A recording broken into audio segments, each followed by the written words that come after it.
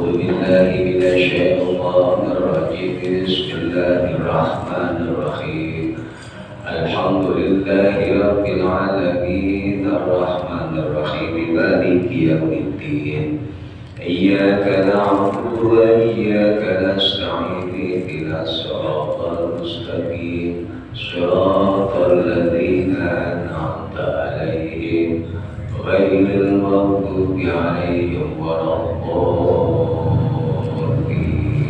آمين. Bismillahirrahmanirrahim. Assalamualaikum warahmatullahi wabarakatuh. Alhamdulillah wassalatu wassalamu ala rasulillah sayyidina Muhammad ibn Abdillah wa ala alihi wa sahbihi wa mawalah la hawla wa la quwwata illa billah. Subhanaka la ilma lana illa ma 'allamtana innaka antal alimul hakim. Fatub 'alaina innaka antat tawwabur rahim. Rabbi shrah li sadri wa yassir li amri wahlul 'uqdatam min lisani yafqahu qawli. Amma ba'du. Hadratal mukarram wal muhtaram, para talabah, para bapak, para jamaah musholah al-falah yang dimuliakan oleh Allah Subhanahu wa taala. Alhamdulillah, puji syukur tentunya marilah selalu kita haturkan kepada Allah, yang mana alhamdulillah pada malam hari ini kita masih begitu banyak diberikan anugerah kenikmatan oleh Allah Subhanahu wa taala, baik itu nikmat iman, nikmat Islam, dan juga alhamdulillah kita masih diberikan nikmat sehat wal afiat serta nikmat kesempatan yang mana pada malam hari ini kita masih diberikan kesempatan oleh Allah, kesempatan dalam rangka untuk melaksanakan kewajiban kita. Mudah-mudahan dari aktivitas-aktivitas yang kita lakukan mendapatkan kebahagiaan, mendapatkan keridhaan dari Allah Subhanahu wa taala.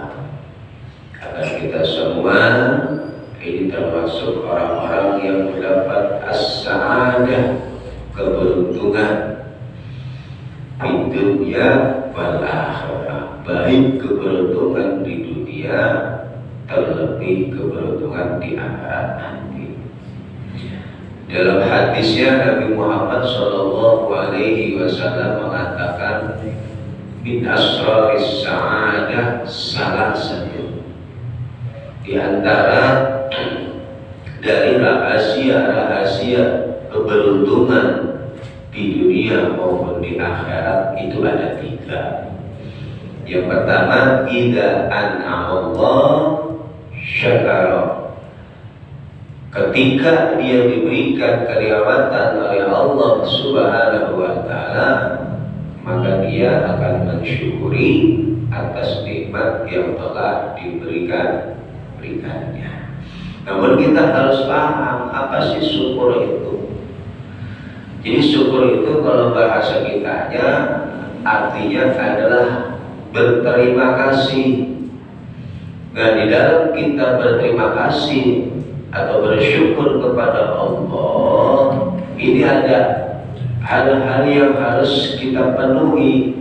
Yang pertama adalah bersyukur dengan lisan, yakni dengan kita memperbanyak bacaan hamdalah, alhamdulillah, merealisasikan rasa syukur kita dengan lisan, yakni dengan kita berzikir, mengucapkan lafaz hamdalah. Bukan hanya dengan lisan saja, tetapi syukur kita atas nikmat Allah Subhanahu wa taala itu juga harus dibarengi dengan hati kita bahwa apa yang kita rasakan sampai dengan hari ini, apa yang kita miliki sampai dengan hari ini, semuanya adalah pemberian anugerah nikmat dari Allah Subhanahu wa Ta'ala, bukan semata-mata hasil kerja jerih payah diri kita sendiri. Kita harus meyakininya di dalam hati kita, di dalam diri kita, bahwa semuanya bukan semata-mata hasil kerja diri kita, tetapi anugerah dari Allah Subhanahu wa Ta'ala. Tidak cukup dengan lisan dan hati saja, perlu adanya merealisasikan rasa syukur tersebut, yakni dengan seluruh potensi-potensi dan anggota tubuh kita, semuanya kita arahkan dalam rangka beribadah kepada Allah Subhanahu wa Ta'ala. Baru orang tersebut dikatakan orang yang bersyukur. Kalau cuma lisannya doang mengucapkan alhamdulillah, tapi dirinya malas beribadah, dia belum dikatakan orang yang bersyukur atas nikmat yang Allah berikan. Di samping lisannya mengucapkan alhamdulillah, hatinya meyakini itu semua dari Allah Subhanahu wa Ta'ala. Dia arahkan semuanya dalam rangka taat kepada Allah Subhanahu wa Ta'ala. Dan duduk yang indah di tempat ini salah satunya adalah mensyukuri atas nikmat sehat dan akal yang Allah berikan kepada kita. Kita gunakan kesehatan kita dalam rangka melaksanakan sholat maghrib berjamaah. Kita gunakan nikmat akal yang Allah berikan kepada kita, kita gunakan untuk menuntut ilmunya Allah Subhanahu wa Ta'ala. Ini bukti realisasi atas nikmat-nikmat yang Allah berikan kepada kita. Maka orang tersebut orang yang telah mendapatkan kebahagiaan yang pertama. Yang kedua, wa idza batuliya sabara. Daripada rahasia-rahasia keberuntungan, kebahagiaan adalah ketika diuji oleh Allah Subhanahu wa Ta'ala, maka dia akan selalu bersabar. Innallaha ma'as-sabirin. Sesungguhnya Allah itu bersama dengan orang-orang yang sabar. Sabar itu apa sih? Menahan diri ya dari keinginan-keinginan yang berlawanan dengan aturan Allah Subhanahu wa Ta'ala. Menahan untuk berontak dari ketentuan Allah Subhanahu wa Ta'ala. Ya sabar. Hidup itu ya penuh ujian. Hidup itu ya tidak selalu menyenangkan, karena di dalam kita menjalani kehidupan ini kadang senang, kadang sedih, kadang sehat, kadang sakit. Pasti hal tersebut kita alami. Namun bagaimana sikap kita ketika kita mendapatkan ujian dari Allah Subhanahu wa Ta'ala? Bersabarlah Anda atas ujian yang Allah berikan, sambil kita berdoa, berikhtiar, memohon diberikan solusi dan kemudahan dari setiap ujian-ujian yang Allah berikan kepada kita. Dan kita harus pahami bahwa Allah itu zat yang maha adil. Yang pernah saya sampaikan, adil itu adalah meletakkan sesuatu pada tempatnya. Maka tidak mungkin Allah meletakkan sesuatu bukan pada tempatnya. Apa yang kita miliki sampai dengan hari ini? nasib yang berbeda-beda, kondisi yang berbeda-beda, keadaan yang berbeda-beda, itu semua sudah sesuai keadilan Allah. Pahami? Itu semua sudah sesuai keadilan Allah. Kalau kita merasa tidak terima dan tidak bisa bersabar atas itu semua, berarti kita mengungkit atas keadilan Allah Subhanahu wa Ta'ala. Lalu siapa lagi makhluk atau zat yang maha adil di muka bumi ini kecuali Allah? Allah zat yang maha adil. Gak selamanya Allah nurunin hujan. Nah, kalau Allah nurunin hujan tiap hari, lah kasihan Bang Kholik yang jualan es kagak laku. Ya, kalau Allah nggak nurunin hujan selamanya panas, air tetap ada, kasihan orang yang jualan jas hujan, payung. Maka dengan keadilan Allah, tukang es, tukang payung, tukang jas hujan, ya, yang dagang malam, dagang siang, usaha malam, usaha siang, aktivitas yang kita lakukan ini sudah sesuai perencanaan Allah Subhanahu wa Ta'ala. Tidak ada yang bentrok dan semuanya berdasarkan keadilan Allah Subhanahu wa Ta'ala. Kalau Allah gak adil, kacau.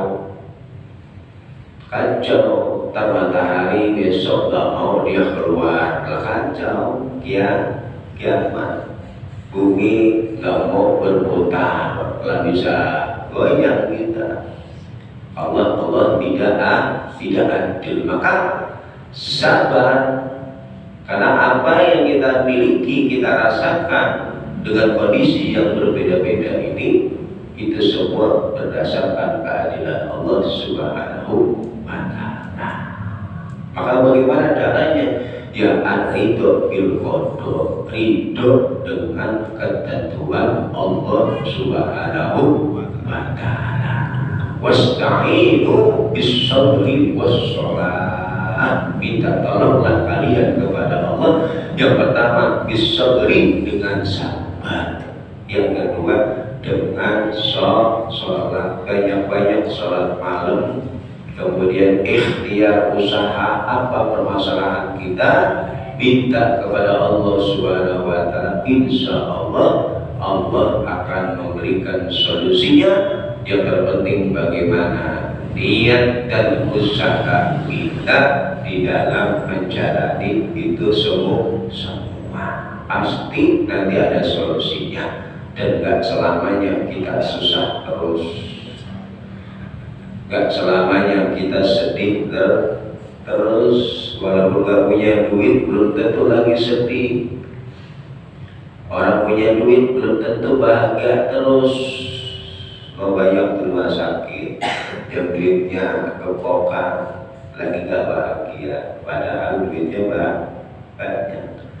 Banyak juga orang gak punya duit tapi dia bahagia, enjoy menjalani kehidupan di dunia ini. Jadi dunia itu bukan tolak ukur menjadi kebahagiaan seseorang di dunia ini. Bagaimana kita menjalani kehidupan ini dengan penuh ketulusan, ridho atas ketuhanan Allah, maka hati kita akan mudah menerima dan hidup kita akan tenang. Hidup kan yang dicari as-sakinah, ketenangan. Ya, badan sehat, ya, bini gak ngomel-ngomel di rumah, anak sekolah bayaran lancar.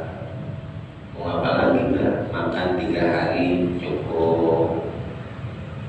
Rokok kalau ada duit beli, kalau gak ada minta gitu ya. Udah, alhamdulillah. Jadi gak usah terlalu ya stres dengan permasalahan. Tinggal kita bagaimana ikhtiar, usaha. Nanti pasti akan Allah berikan solusi. Inna ma'al usri yusra. Sesungguhnya bersama kesulitan akan datang pertolongan Allah Subhanahu wa Ta'ala. Ma'a itu dalam bahasa Arab artinya berbarengan. Ja'a Zaidun ma'amrin, Zaid datang bersama Umar, berarti datangnya bareng-bareng kalau bersama. Enggak Zaid datang kemudian Umar baru nyusul Umarnya. Ma'a di situ kalau bahasa Arab itu artinya bersamaan. Berarti kan datangnya bareng. Inna ma'al usri yusra, sesungguhnya bersama kesulitan datang kemudahan. Tak lama, tinggal bagaimana kita bersabar, kemudian banyak-banyak berdoa. Kemudian yang ketiga berikhtiar. Ini penting, ikhtiar. Ikhtiar itu apa sih? Usaha. Ya, bagaimana permasalahan yang kita alami ini mendapatkan solusi jalan keluar dari setiap permasalahan. Doa nggak cukup, ya, butuh adanya himmah, ya, butuh adanya kerja keras usaha dari setiap permasalahan yang kita hadapi, ya. Nah, ini kita lanjut tentang pembahasan kita.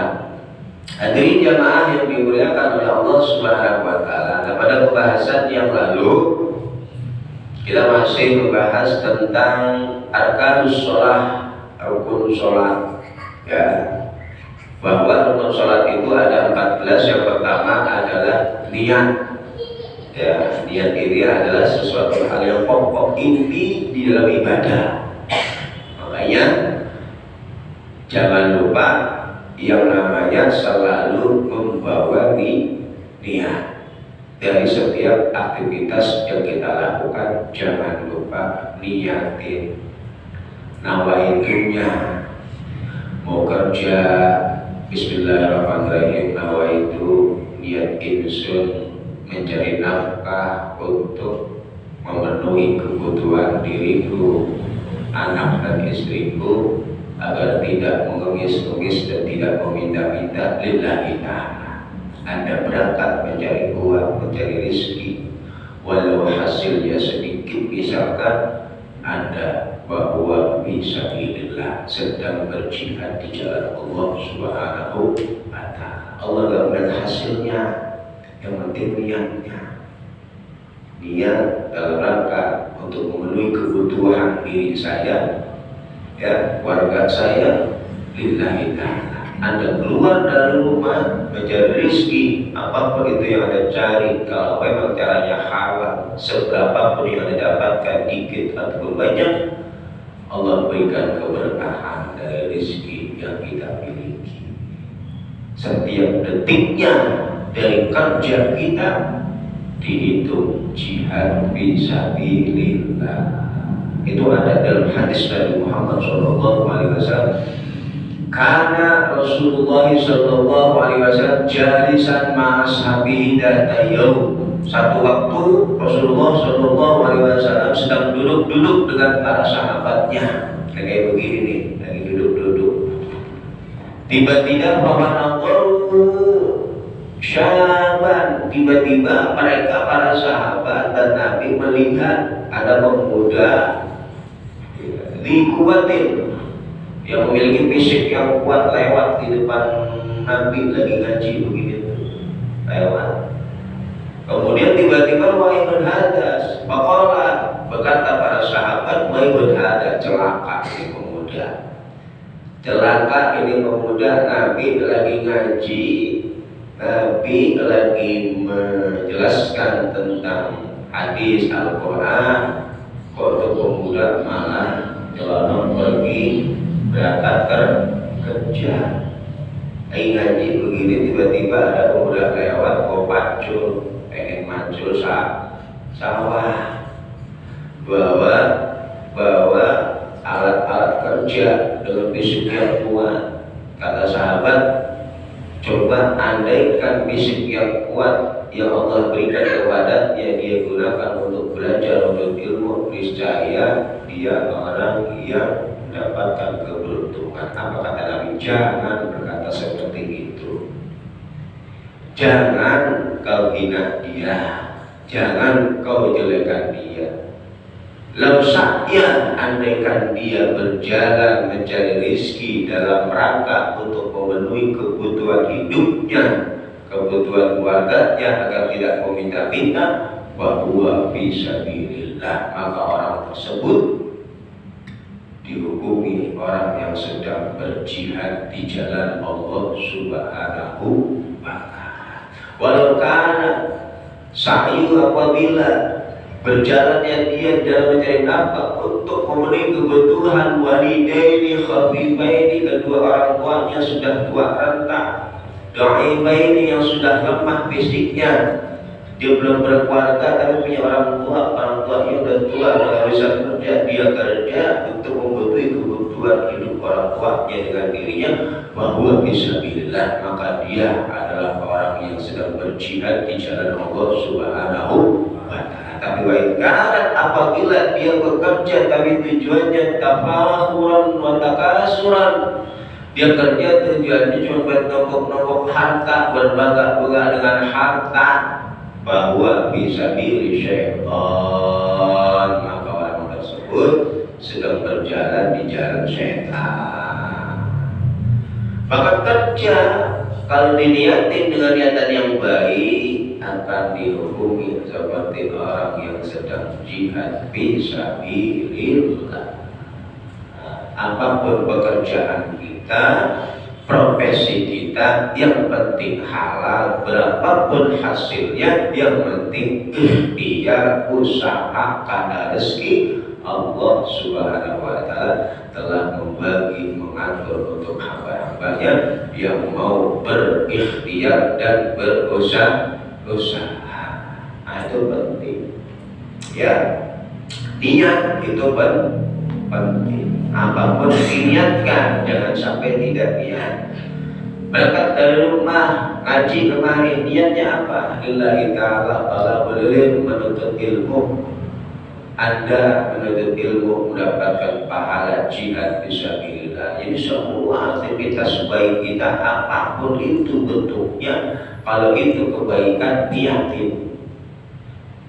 Ya, contoh pengen 17-an, jadi panitia lomba nggak dibayar, niatin. Ya, niatin dengan niatan yang baik agar warga masyarakat merasa senang dalam rangka untuk mensyukuri atas kemerdekaan Republik Indonesia negara kita.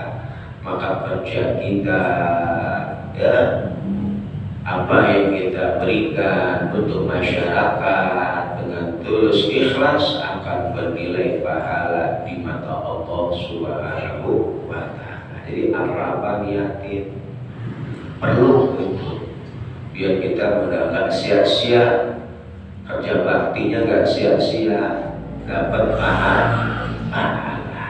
Nih niat yang pertama daripada rukun sholat. Nah, di dalam niat, di dalam sholat itu yang wajib yang pertama adalah al-qasdu, ya, kemudian yang kedua at-tahyin, ya, yang ketiga adalah menyebutkan kewajiban, ya, ta'arud lil wujub, ta'arud yajibu niyatul fardhi. Jadi di dalam niat itu yang kita ucapkan, usolli fardal maghribi salasa raka'atin mustaqbilal qiblati adaan ma'muman lillahi ta'ala. Yang wajib yang harus dibawa ada 3. Usolli dalam bahasa Arabnya qasdu, fardhu niyatu kefarduan, zuhri atau maghribi, ini menentukan waktu sholat atau nama sholat yang kita kerjakan. Nah, 3 ini harus, selebihnya sunnah. Ini harus usolli fardal maghribi, Allah Akbar, itu cukup. Salasa raka'atin sunnah, mustaqbilal qiblati sunnah, adaan sunnah, makmuman harus, kalau kita jadi makmum harus, imaman gak harus, ya, imaman gak harus kecuali dalam sholat Jumat. Niat menjadi imam itu gak harus kecuali dalam sholat Jumat. Tapi niat menjadi makmum itu harus, ya. makmuman lillahi ta'ala sunnah. Berarti yang wajib tadi itu sholli fardal maghribi, nah itu sudah cukup. Daripada ditambah-tambah salasa, maghrib kan salasa 3, maghrib arba'ah ya sama. Arba'ah itu 4, salasa itu 3, rakaataini itu 2. Kalau subuh rakaataini, kalau maghrib salasa rakaatin, kalau johor, isya, asar arba'ah rakaatin, itu artinya 4 ya. Kalau salasa 3. Ini zaman-zaman masih keder ya, niat-niat di dalam sholat ya. Kalau mau keder ya tadi itu 3. Sholli fardhu dhuhri, berarti dia niat sholat zuhur. Dalam hati itu Allah basah, makmumannya juga di bawah ya. Nah, itu yang wajib di dalam niat, sisanya sunnah ya.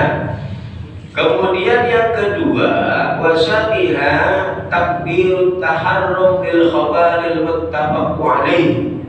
Yang kedua daripada rukun sholat adalah takbir taharrum atau takbiratul ihram, karena berdasarkan hadis Nabi Muhammad sallallahu alaihi wasallam, idza qumta ila sholati fakabbir summa qra ma tayassara ma'aka minal Qur'an ila akhiril hadis. Karena berdasarkan perintah hadis Nabi Muhammad sallallahu alaihi wasallam, ketika engkau mendirikan salat maka bertakbirlah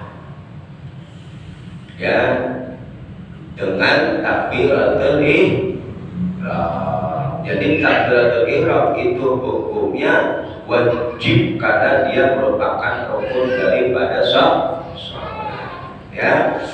Sumia bidzalika, kenapa sih takbiratul ihram, takbir awal ya, pertama kita pengen sholat itu dinamakan dengan takbiratul ihram. Li'annal musalliya yahrumu alaihi bihi ma kana halalan lahu qablahu min mufsidatis sholat. Karena orang yang sholat ketika dia sudah takbiratul ihram Allahu Akbar, diharapkan baginya melakukan sesuatu yang tadinya diperbolehkan dari hal-hal yang bisa merusak sholat. Dengan dia takbiratul ihram akan diharamkan, gak boleh bagi dia melakukan yang tadinya boleh sebelum dia takbir. Makanya dikatakan takbir taharrum, takbiratul ihram, dinamakan tanah haram, Masjidil Haram. Kenapa Masjidil Haram?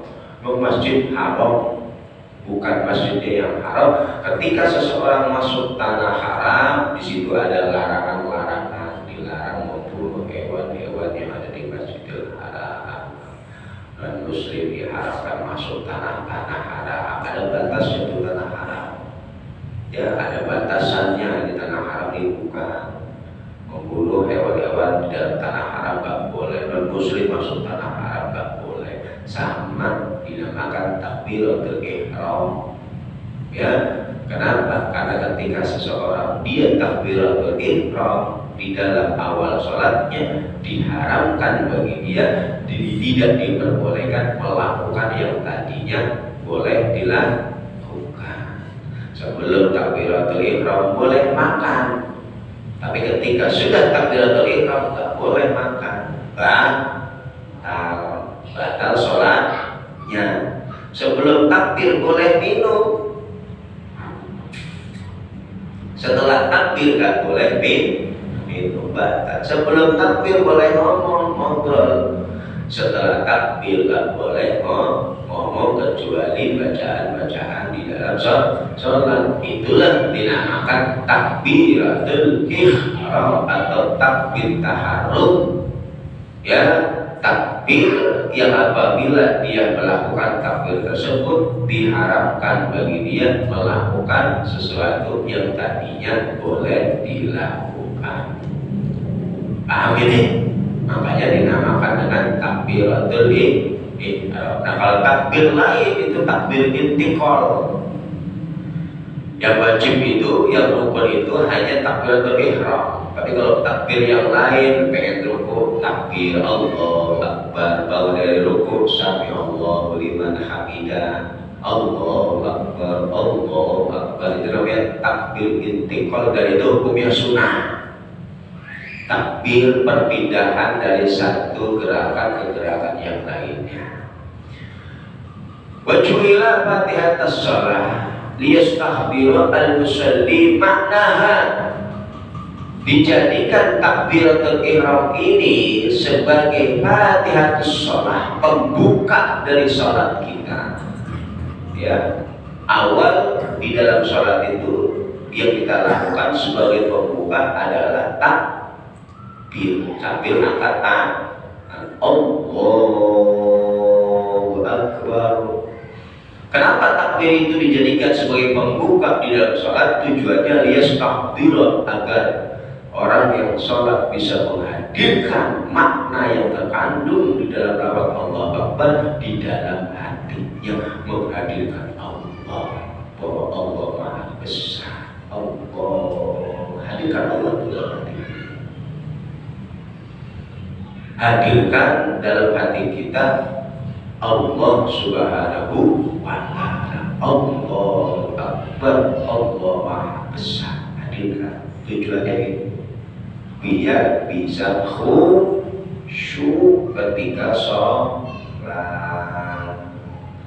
Makanya penting memaknai atau memahami hakikat nilai ibadah kita, agar ibadah kita itu enggak cuma ibadah doang. Kebanyakan kita kan ibadah,